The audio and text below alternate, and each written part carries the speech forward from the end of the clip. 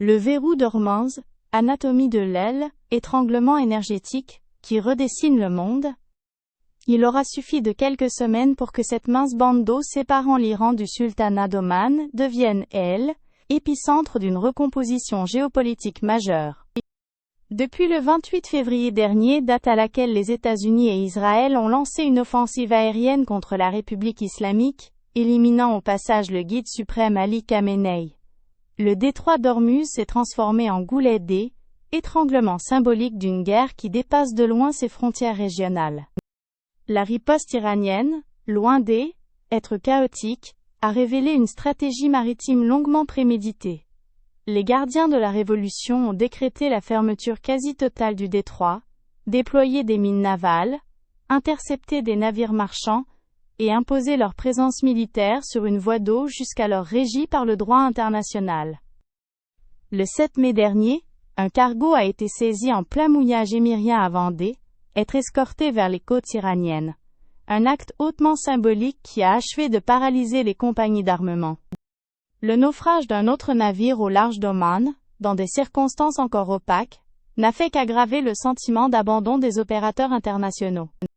Les répercussions économiques de cette paralysie maritime sont d'une ampleur historique, comparable, selon plusieurs analystes, au choc pétrolier des années 70. Avant l'embrasement, près de 138 navires transitaient quotidiennement par ce corridor, soit environ 25% du pétrole transporté par voie maritime à échelle mondiale, et 20% du gaz naturel liquéfié. Depuis le 6 mai, ce trafic s'est effondré à un niveau quasi nul, un effondrement sans précédent dans l'histoire du commerce international. Le mois d'avril n'a recensé que 191 passages, un chiffre vertigineusement bas par rapport aux 4000 transits mensuels habituels. En réponse aux manœuvres iraniennes, Washington a imposé depuis le 13 avril un blocus naval sur l'ensemble des ports de la République islamique. Cet double étranglement, iranien à Ormuz, américain sur les côtes iraniennes, a propulsé les cours du pétrole vers leur plus forte hausse mensuelle jamais enregistrée en mars dernier.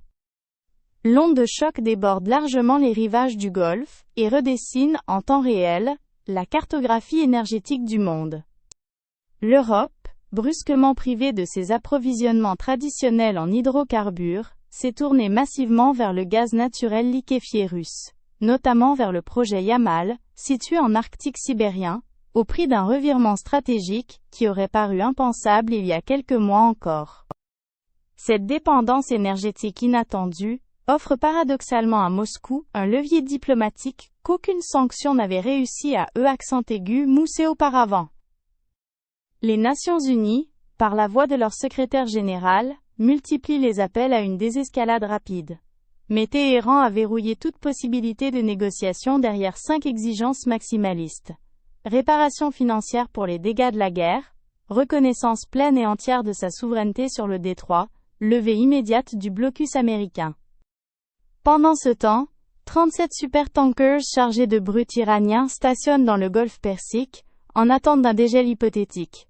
Tandis qu'une poignée de navires non affiliés, 19 depuis le début mars, sont parvenus à franchir Ormuz dans les deux sens, prouvant la perméabilité subtile d'un blocus pourtant officiellement total. Plus que jamais, ce mince corridor d'eau apparaît comme l'arbitre invisible d'un nouvel ordre mondial. Un détroit qui, en quelques semaines, est passé du statut de simple voie commerciale à celui de levier géopolitique majeur du XXIe siècle.